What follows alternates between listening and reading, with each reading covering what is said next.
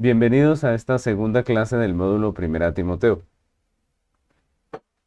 Quiero empezar leyendo el texto de Primera Timoteo, capítulo 1, versículos 5 al 7, que dice: Pues el propósito de este mandamiento es el amor nacido de corazón limpio y de buena conciencia y de fe no fingida, de las cuales cosas, desviándose algunos, se apartaron a vana palabrería, queriendo ser doctores de la ley sin entender lo que hablan ni lo que afirman.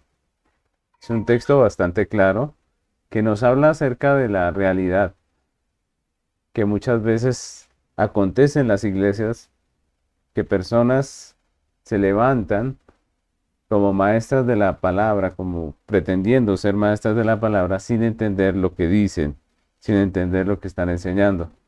Esto obviamente viene a ser pecado, ¿no? Usar la palabra de Dios para nuestros propios fines, con una intención distinta a la que Dios ha establecido desde el principio.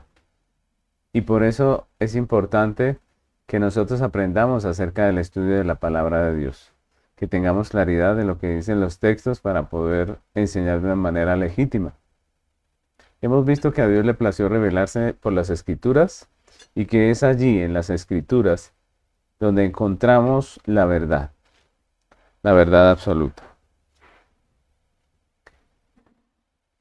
¿Qué es la verdad? Pues la verdad no es lo que yo entiendo de la Biblia, no es lo que yo quiera entender, sino que la verdad es lo que Dios quiere decir en el texto. Y de ahí la importancia del estudio bíblico. Yo puedo pretender que la Biblia dice algo cuando no lo dice. Y es lo que nos está hablando allí Pablo en este texto de Timoteo.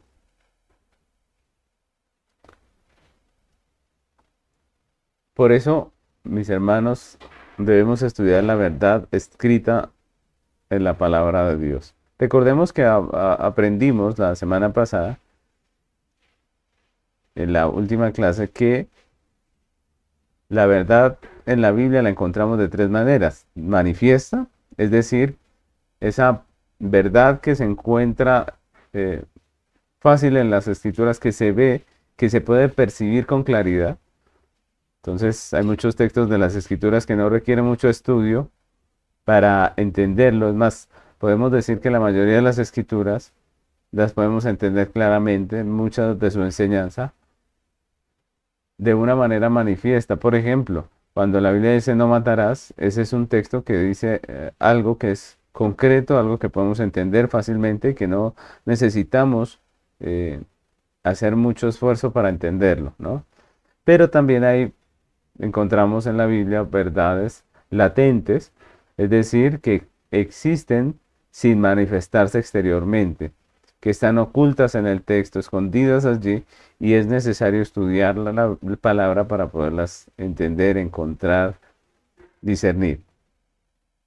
Y aparte de la verdad manifiesta y latente, está la verdad inferida. Es decir, aquellas verdades que en las escrituras no se manifiestan ni están latentes en el texto, pero que se llegan a ellas como una conclusión de lo que dice el texto. Es decir, se deducen como una consecuencia lógica de lo que la Biblia enseña. Entonces, una simple lectura del texto, pues, puede llevarnos únicamente a la verdad manifiesta, pero quedaría nuestra mente, nuestro corazón, sin entender la verdad latente y la verdad inferida. De ahí la importancia del estudio bíblico, de la hermenéutica. Entonces, quiero avanzar con el contenido de este módulo. Recordemos que en la clase primera vimos un estudio introductorio de lo que va a ser, de lo que es la epístola a Primera Timoteo. Pero también vimos algo que se llama el sistema de variables. Entonces, esto es importante porque lo que vamos a hacer en este módulo de Primera Timoteo es estudiar Timoteo por medio de un sistema de variables. ¿Qué es un sistema de variables? Les recuerdo un poquito. El sistema de variables viene a ser una forma en la que nosotros estudiamos las escrituras. En hermenéutica hemos aprendido a través del estudio que ya hicimos que hay muchas maneras de llegar a un texto. Hay muchas maneras de estudiar un texto de manera bíblica, de forma bíblica, ¿no? Y uno de ellos es este método de interpretación que se llama el sistema de variables. Entonces, en la primera clase vimos ese sistema de variables. ¿Qué vamos a hacer en las 3 clases que nos quedan para terminar este módulo? Primero, ver las variables independientes. En la tercera clase vamos a ver las dependientes. Y en la última clase vamos a ver las variables transversales. Vamos a estar trabajando en cada clase una de estas variables y vamos a aplicarla al libro de Primera Timoteo. Primera Timoteo vamos a estudiarlo con el sistema de variables. Obviamente no vamos a poder estudiar todo el libro porque es muy largo, pero vamos a tomar un texto. Ya hicimos un estudio introductorio sabiendo qué es Primera Timoteo, qué es esa carta. Ya vimos las cosas elementales de lo que es el texto de Primera Timoteo y vamos a estudiar unos versículos nada más con el sistema de variables para que sea esto una práctica de hermenéutica, este estudio de Timoteo. Entonces vamos a comenzar hoy con las variables independientes. Recordemos que las variables independientes son aquellas a través de las que podemos llegar a verdades seguras. Las variables independientes son aquellas a través de las cuales podemos llegar a verdades seguras. ¿Cuáles son esas variables independientes? Pues las que vamos a ver en nuestro texto, en nuestro estudio de hoy. Entonces quisiera hacer esta práctica con unos versículos de Primera Timoteo y escogí un texto que va a ser polémico, un poco polémico, porque es una de las cosas que estamos aprendiendo en este curso. Y es que como intérpretes nuestra misión es entender lo que Dios quiere enseñar y no imponer nuestras ideas, nuestros gustos, nuestra manera de pensar al texto. Entonces vamos a tener que dejar a un lado nuestras ideas preconcebidas y nos vamos a acercar a este texto buscando la verdad por encima de nuestro propio criterio. Entonces yo les invito a que hagamos un estudio sincero de este texto, ¿no? Puede que algunas de las personas que nos escuchan a través de los diferentes medios por los que se transmite este instituto, pues tengan una idea diferente de lo que es el texto que tenemos aquí, que vamos a estar estudiando. Pero yo les invito a que dejemos un poco todas esas ideas y nos acerquemos al texto como alguien que quiere escuchar lo que Dios escribió en él, como alguien que quiere indagar y ver qué es lo que dice, cómo lo escribió el Señor y de qué manera realmente nos quiere hablar Dios a través de este texto. El texto que escogí es este que aparece aquí en la diapositiva y es 1 Timoteo 2 del 11 al 12. Dice: la mujer aprenda en silencio con toda sujeción, porque no permito a la mujer enseñar ni ejercer dominio sobre el hombre, sino estar en silencio. Ese es el texto. Obviamente es un texto que hoy en día es un poco polémico por las diferentes posturas que se han escuchado con relación a él. Algunos ven, por ejemplo, en este texto el machismo de Pablo, ¿no? Muchos hablan del machismo de Pablo, que Pablo era machista y que por eso escribe de esa manera y porque vivía en medio de una sociedad que era machista. Y los que piensan así, pues argumentan que la sumisión de la mujer al hombre se derivó específicamente del pecado y que por la obra preciosa de nuestro Redentor efectuada en la cruz del Calvario, pues ahora la mujer prácticamente no está obligada a sujetarse y por eso ella ahora no debe rendir sujeción al hombre. La pregunta es, ¿eso es lo que dice el texto? ¿Qué es lo que dice el texto? Recordemos que no nos interesa qué es lo que dice un hombre, qué es lo que dice un maestro. Vamos a ir específicamente al texto y vamos a estudiar el texto. Entonces vamos a hacerlo a través de las variables independientes. Si ustedes recuerdan en la última clase vimos cuáles son esas variables independientes y dijimos que la primera es la teología bíblica y la segunda es la teología sistemática. Entonces vamos a comenzar nuestro estudio estudiando este texto a la luz de la teología bíblica, que es una variable independiente, es decir, es una teología por medio de la cual podemos llegar a verdades seguras de las Escrituras. Entonces, ¿qué es la teología bíblica? Vamos a empezar por ahí, ¿no? ¿Qué es la teología bíblica? La teología bíblica es la teología tal y como Dios le plació revelarnos en la Biblia. Es decir, en su marco histórico y cronológico, como Dios lo escribió, en su marco histórico y cronológico. Entonces, la teología bíblica mira la revelación progresiva que conduce a la formulación final de las doctrinas que nosotros encontramos hasta en las Escrituras. Es decir, la teología bíblica nos habla de esa historia paso por paso, a medida que Dios la cuenta en la Escritura, ¿cierto? Y es de esa teología bíblica que nosotros nos podemos coger para hacer doctrinas, para tener doctrinas específicas en las Escrituras. Entonces, eso es muy importante. La teología bíblica muestra la manifestación de la revelación de Dios mientras sucedía a través de la historia. Ella nos va mostrando toda esa revelación a través de la historia. Es un estudio histórico de lo que se creía, de lo que se enseñaba en los diferentes periodos de la historia bíblica. Entonces, cuando hablamos de teología bíblica, podemos ver en Génesis, podemos ver en Éxodo, podemos ver a través de todo el avance de la historia de redención, lo que Dios quería enseñarnos, lo que Dios nos revela a través de sus escritos. La meta de la teología bíblica no es formular una doctrina cristiana para hoy. Más bien es un entendimiento de lo que dice el texto, ¿no? De lo que revela acerca de Dios, de su relación con la creación a través de la historia. En términos más amplios, el enfoque de la teología bíblica es la estructura de la Biblia, cómo Dios reveló su verdad. Es entender cómo cada texto bíblico se relaciona con el resto del canon, para formar un todo que es la historia de redención. Y esto pues obviamente implica conocer el texto, conocer la Biblia, ¿cierto?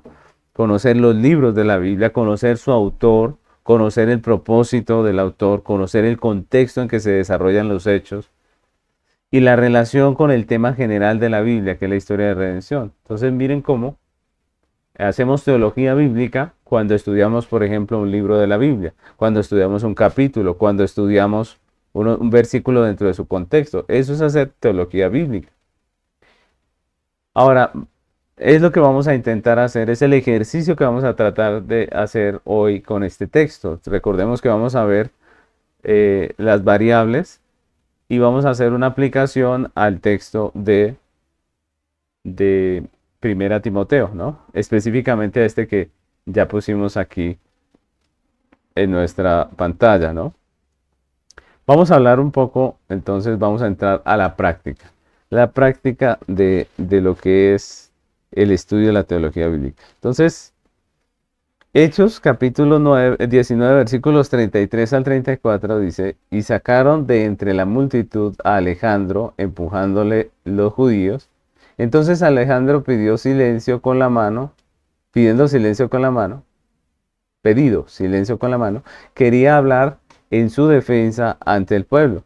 Pero cuando le conocieron que era judío, todos a una voz gritaron casi por 2 horas, grande es Diana de los Efesios. ¿Por qué leo este texto si vamos a hablar de lo que dice Timoteo?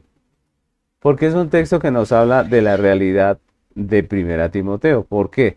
Porque aquí estamos hablando o nos está mostrando el texto cuando se intentó predicar la palabra en Éfeso. Cuando fueron a ese lugar a predicar la palabra, dice que la gente no quería escuchar la palabra, sino que más bien gritaban fuertemente que grande es Diana de los Efesios. ¿Quién es esta Diana de los Efesios?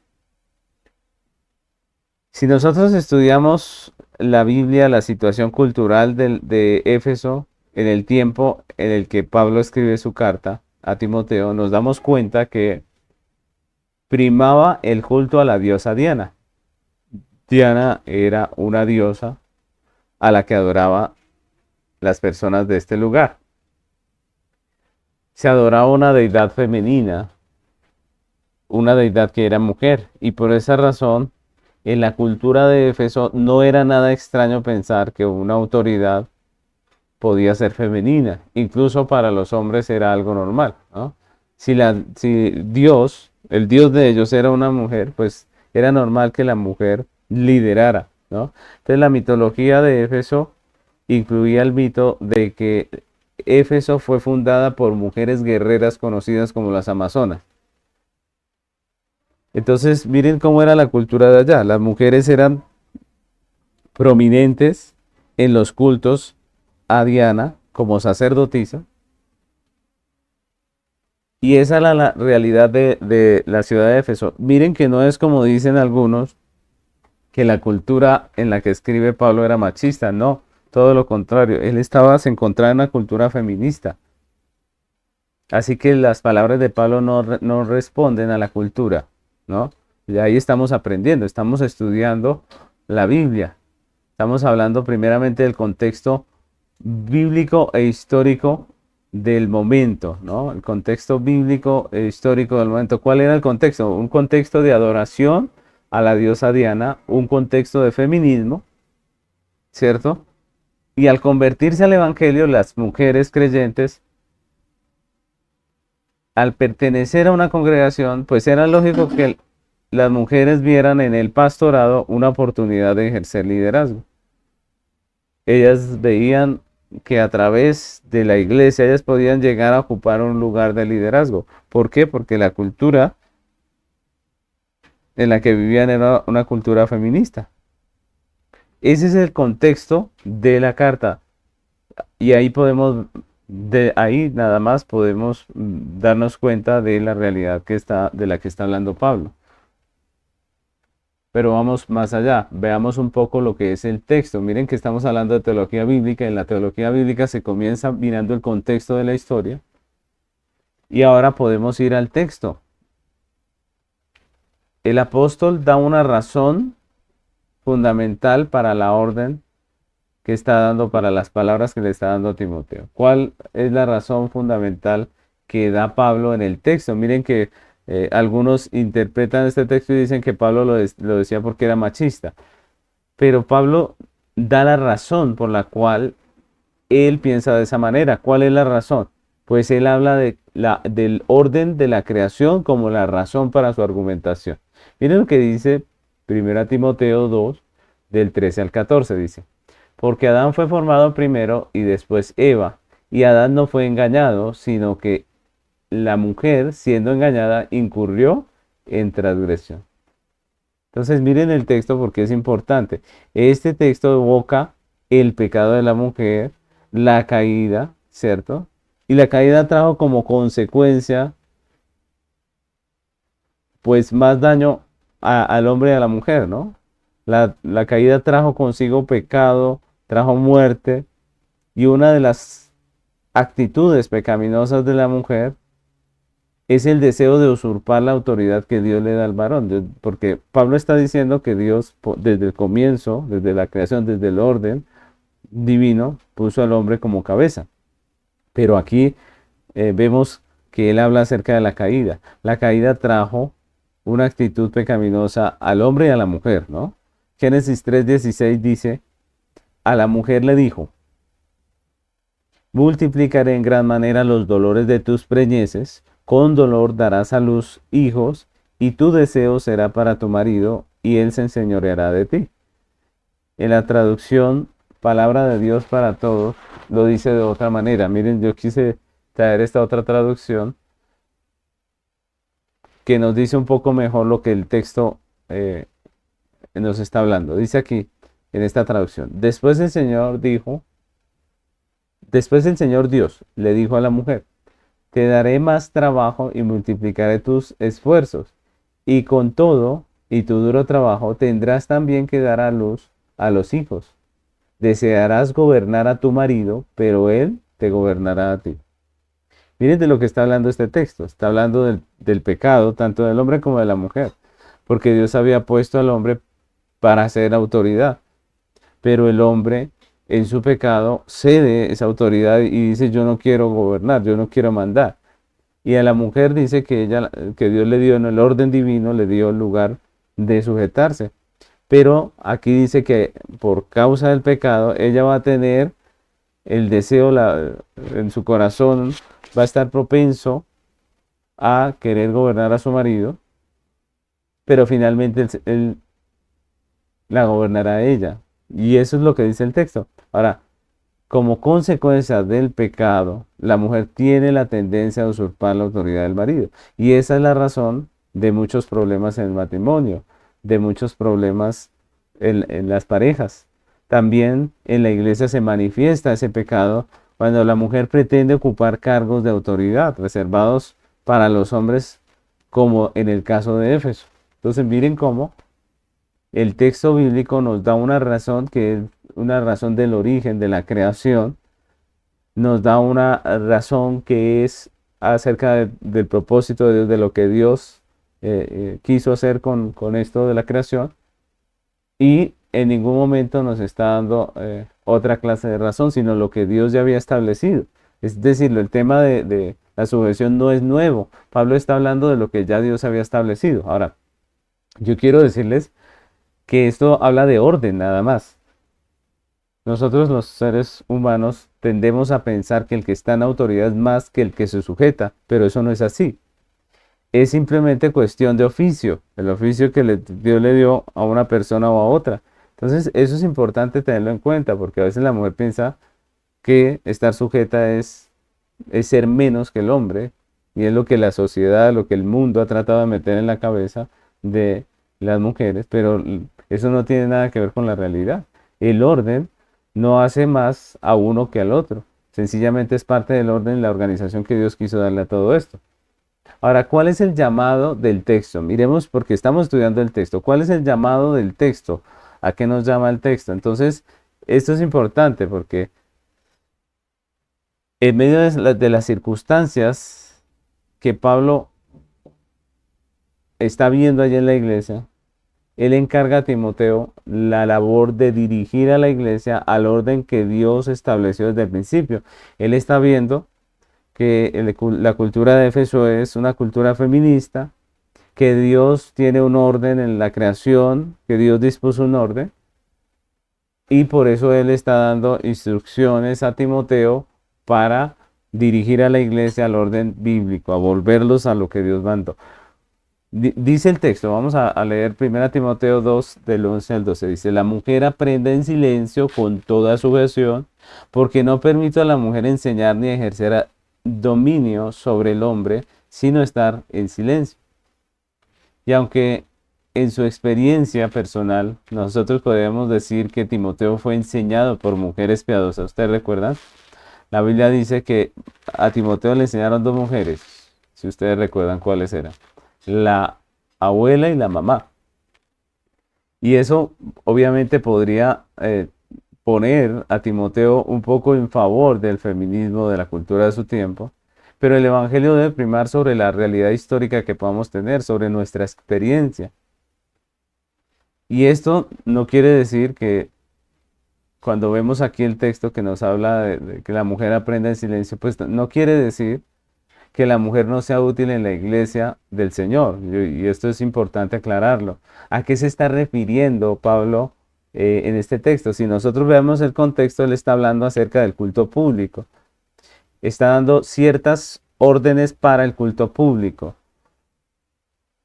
Y lo que está diciendo es que en cuestión de liderazgo, el hombre debe estar a cargo. Es lo que está diciendo.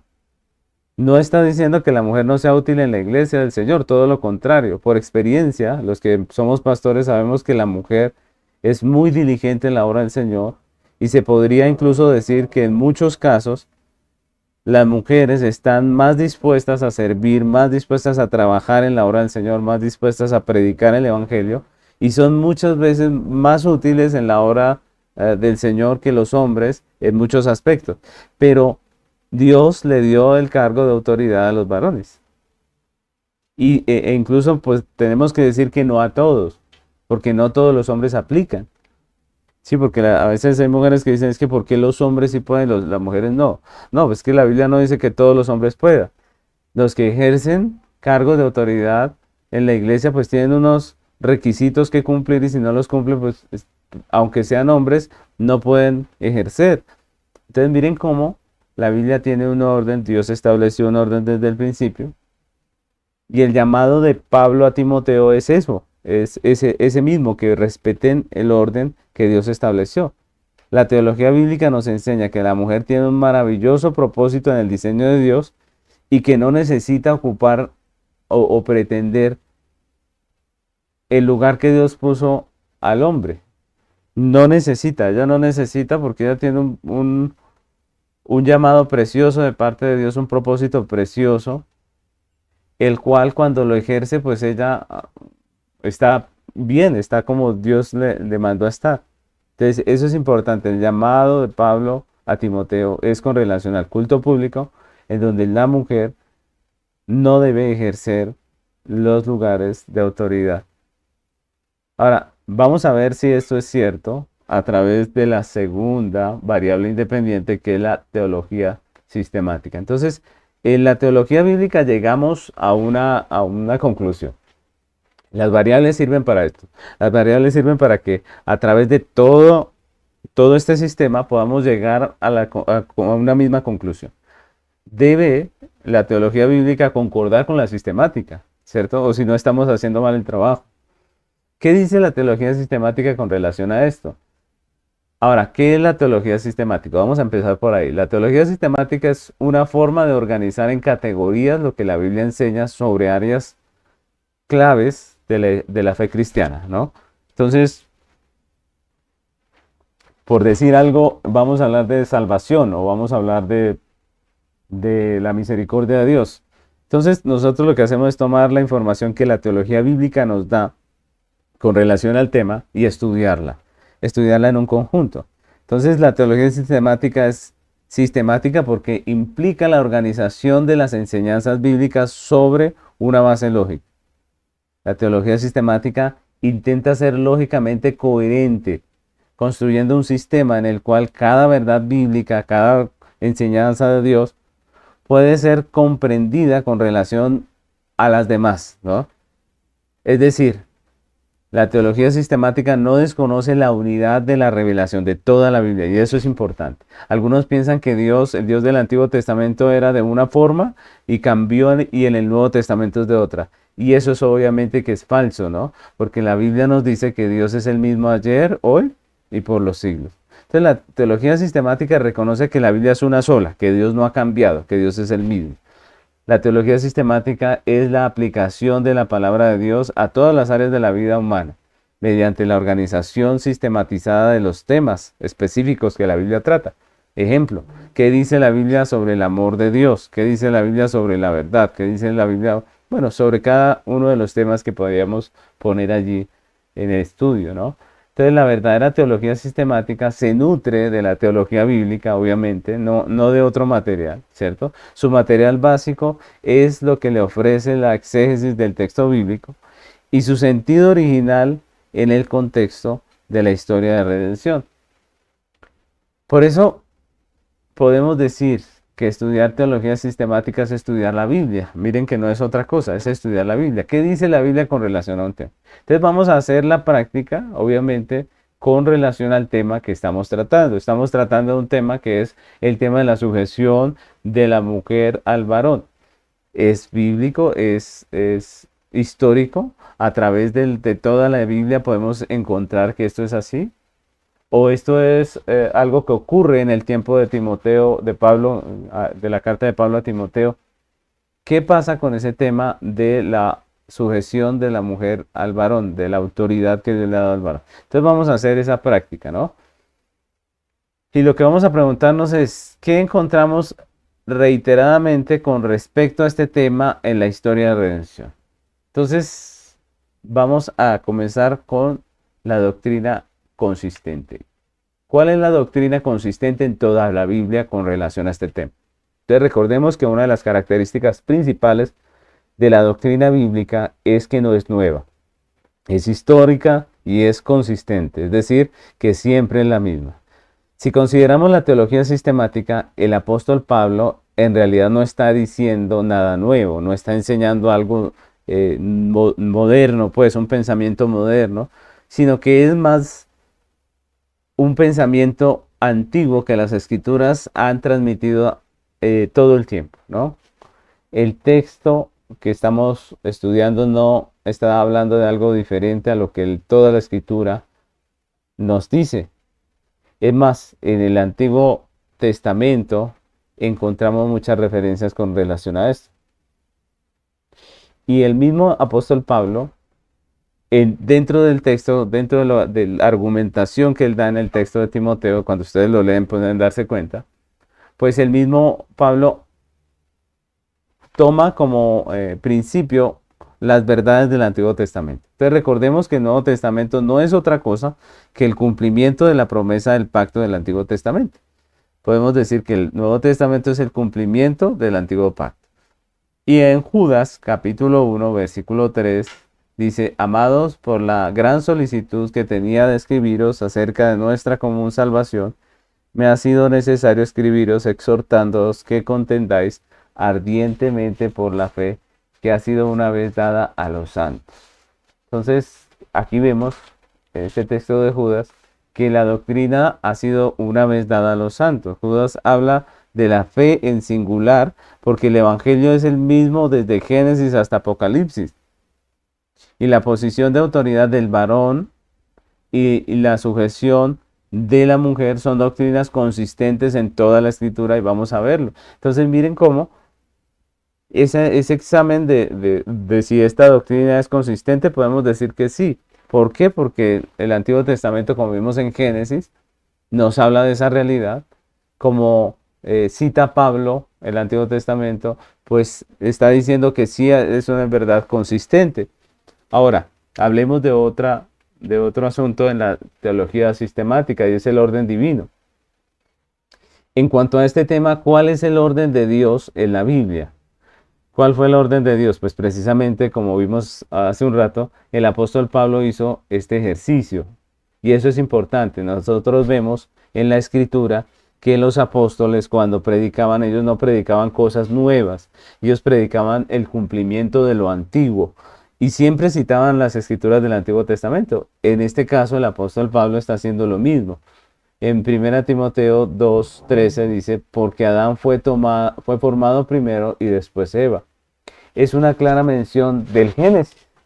El Génesis nos enseña que Adán fue formado primero y después Eva. Entonces, la base de argumentación del apóstol es el orden y el diseño divino mostrado por Dios en la creación. Esa es la base de la argumentación. Sobre eso es que Pablo construye esta enseñanza que está haciendo con respecto a la sujeción de la mujer y a la autoridad del varón. Entonces eso es lo que deberíamos hacer cuando tenemos una pregunta y venimos a la Biblia y decimos, bueno, ¿qué es lo que la Biblia dice? ¿Qué dice Dios con relación o con respecto a este tema desde el principio? Eso es hacer teología sistemática.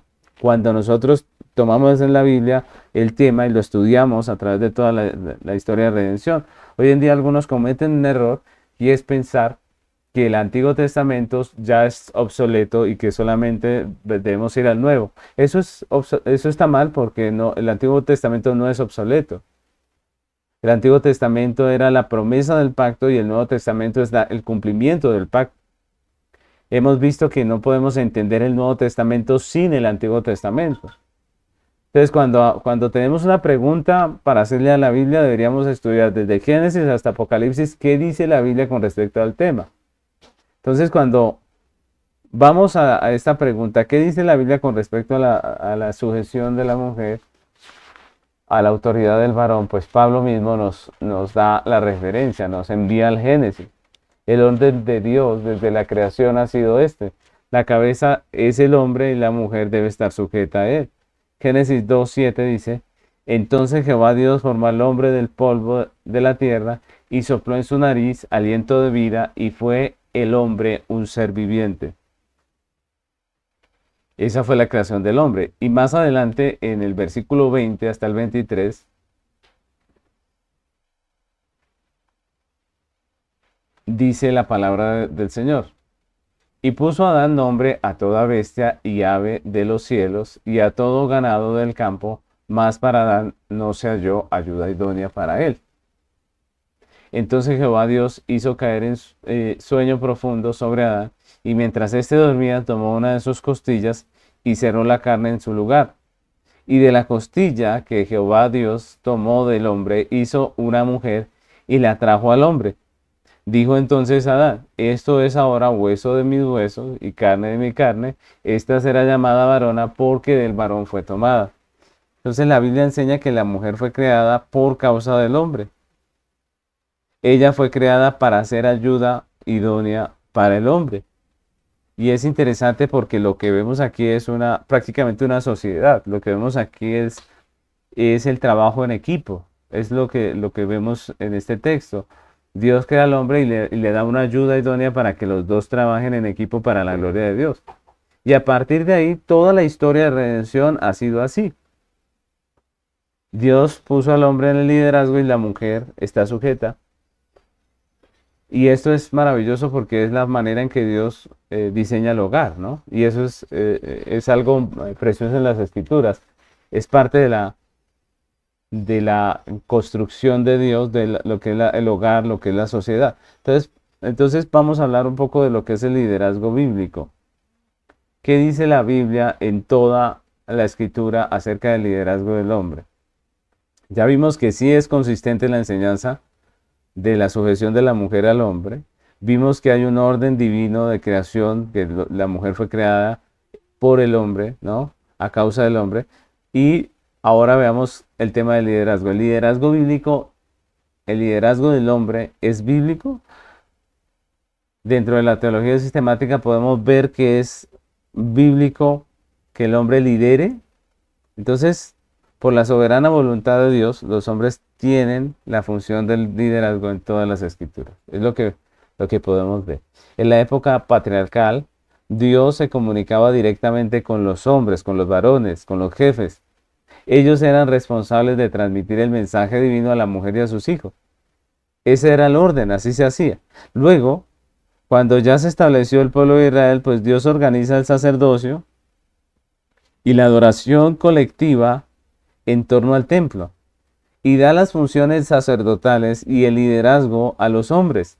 Recordemos que Dios pone de sacerdote a Aarón y a sus hijos, que son varones, y fueron consagrados como sacerdotes. Miren cómo Dios sí puso al hombre en posiciones de liderazgo dentro de la adoración del Antiguo Testamento. Así era, todo el culto del Antiguo Testamento en el tabernáculo era oficiado por hombres. Ellos eran los que estaban ahí. Ahora, yo pregunto, ¿eso quiere decir que la mujer no tenía nada que ver? No. También vemos mujeres sirviendo al lado del tabernáculo, ¿ustedes recuerdan? Entonces nosotros vemos que Dios sí tiene un liderazgo con un orden específico para su gloria, en el cual los hombres ejercen esas posiciones de liderazgo. Entonces, litúrgicamente vemos esa realidad. Pero si vamos también a la parte civil, también vemos que los jueces y los reyes eran varones. Ellos eran los responsables de dirigir al pueblo. Ellos eran los encargados de gobernar al pueblo y siempre eran hombres, siempre eran los descendientes. En el caso de la descendencia de David eran los varones. Y ellos ejercían responsabilidades al dirigir el pueblo de Dios. Solamente cuando los hombres fueron negligentes en sus funciones, Dios permitió que la mujer liderara como una excepción a la regla y no como la regla misma, ¿no? Y esa es la realidad. Si el hombre fuera tan necio y tan negligente en lo que Dios le encargó y no gobernara, pues tendría que levantarse una mujer y gobernar. Esa es la realidad. Esa es la realidad de la vida y así pasa. pero la función, el lugar de autoridad Dios lo dio al hombre. La realidad es que el hombre también muchas veces prefiere eh, hacerse a un lado y dejar que sea la mujer la que gobierne, y eso pues obviamente es un pecado del hombre.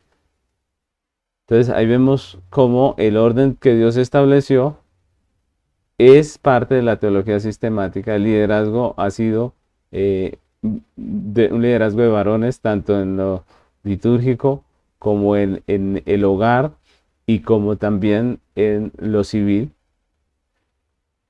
Y el mismo Pablo dando instrucciones a Timoteo con respecto a la ordenación de los ancianos y oficiales en la congregación, nos da la razón o le da la razón a la escritura cuando dice en 1 Timoteo 3 del 1 al 4. Miren lo que dice ese texto. Dice, palabra fiel, si alguno anhela obispado, buena obra desea. Pero es necesario que el obispo sea irreprensible, marido de una sola mujer, sobrio, prudente, decoroso, hospedador, apto para enseñar, no dado al vino, no pendenciero, no codicioso de ganancias deshonestas, sino amable, apacible, no avaro, que gobierne bien su casa, que tenga a sus hijos en sujeción con toda honestidad. Entonces, miren cómo ese texto nada más allí da a entender que la persona que va a ejercer el cargo de anciano dentro de la congregación, la persona que se postula debe ser un hombre. Y miren que es tan claro que el texto lo dice, él tiene que ser marido de una sola mujer. Como podemos ver, lo que Pablo dice en el texto no es nada nuevo, no es machismo como algunos dicen. Lo que está haciendo es dando instrucciones para que el lugar de autoridad en la iglesia local lo ocupen los hombres, como ha sido habitual en medio del pueblo de Dios. Así ha sido siempre, y lo que Pablo está cuidando en la iglesia de Éfeso, en donde dejó a Timoteo, es que la iglesia lo haga de manera bíblica, de la manera que Dios manda, de manera en que Dios estableció. Entonces, nosotros debemos ver por este ejemplo que Dios tiene un orden, que Dios establece un orden y que el texto que estamos estudiando sí dice claramente que la mujer no puede ocupar un lugar de autoridad en la iglesia. Es lo que dice la palabra. Ahora, obviamente esta interpretación juiciosa del texto, pues va a chocar con la realidad que estamos viviendo en donde en muchas congregaciones la mujer es la que lidera. Entonces, allí vamos a tener problemas y todo el que esté a favor de esto, pues va a chocar con esta enseñanza, ¿no? Pero recordemos que aquí no estamos defendiendo una postura a la otra, sino que lo que estamos haciendo es estudiar la hermenéutica. Lo que estamos haciendo es llegar a las conclusiones correctas. Así que yo les animo, no solo con este tema, sino con toda la Biblia, que cada vez que nos acerquemos a ella, dejemos a un lado todos los conceptos preconcebidos, dejemos a un lado todo lo que traigamos en nuestro corazón con respecto a lo que hemos oído de uno o de otro tema y nos acerquemos a la Biblia más para oír a Dios enseñándonos que para querer defender nuestra tesis, nuestro punto de vista. Yo les animo que cada vez que querramos hacer teología y cada vez que vengamos a las escrituras para hacer un estudio, para enseñar a la iglesia, vengamos con un corazón dispuesto a que Dios nos enseñe, eh, totalmente convencidos de que es Dios el que tiene la verdad y no somos nosotros. Yo les animo que seamos sinceros y no pretendamos hacer que la Biblia diga lo que nosotros pensamos, no. Más bien vengamos a ella con la disposición para que Dios cambie nuestra manera de pensar, nuestra manera de ver. Hay muchos temas y hay muchos textos que podríamos estudiar en los cuales muchas de las cosas que nosotros pensamos no son como dice la Biblia, no son como dice la Escritura. Hoy en día, sobre todo, desafortunadamente en el cristianismo, se ha llegado a unas conclusiones que son totalmente salidas de lo que la Biblia enseña. Nos ha pasado lo que le pasó tal vez a la iglesia en épocas pasadas, cuando fue necesaria la reforma. Muchas iglesias se han desviado tanto de la verdad que hoy en día necesitamos una reforma donde podamos volver a la Biblia, a lo que dice el texto. Y por eso, para aquellos que son pastores, que son maestros de la Biblia, es importante que le dediquemos tiempo a las escrituras, es importante que dediquemos ese tiempo para estudiar los textos. Muchas personas cuando van a enseñar algo simplemente sacan una Biblia de estudio y se copian, ¿no? Se copian de lo que dice allí, se copian de los puntos o sacan un mensaje de otro pastor. Y cuando hacemos eso nos estamos exponiendo a predicar algo que es falso. Porque el que hizo la Biblia de estudio se puede equivocar. El que preparó una predicación antes se pudo haber equivocado. La única manera de estar seguros, la única manera de poder enseñar un texto en realidad con una certeza de que estamos predicando la verdad es nosotros mismos yendo al texto y dedicándole el tiempo. No se puede estudiar un texto en un día. No se puede estudiar un texto rápidamente.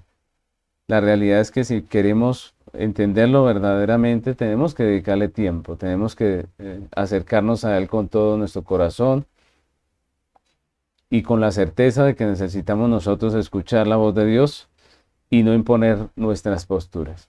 Entonces, este es un tema muy importante para la iglesia de hoy y el llamado de Dios a través de este módulo que estamos estudiando es al estudio de las Sagradas Escrituras. Es hacer nuestra tarea como intérpretes. Es muy hermosa la vocación y el deseo, el llamado de ser maestros de la Biblia, de estudiar las Escrituras, de enseñarlas, pero ese llamado, ese deseo que hay en el corazón, debe complementarse con el estudio, con el sacar tiempo de estudiar. Este método de variables es importante porque nos ayuda a estudiar un texto en diferentes clases de teología para poder llegar a una conclusión bíblica, para poder llegar a una conclusión segura. Estas variables independientes se llaman independientes porque son variables por las cuales podemos llegar a verdades seguras. Tanto la teología bíblica como la teología sistemática nos permiten llegar a verdades seguras.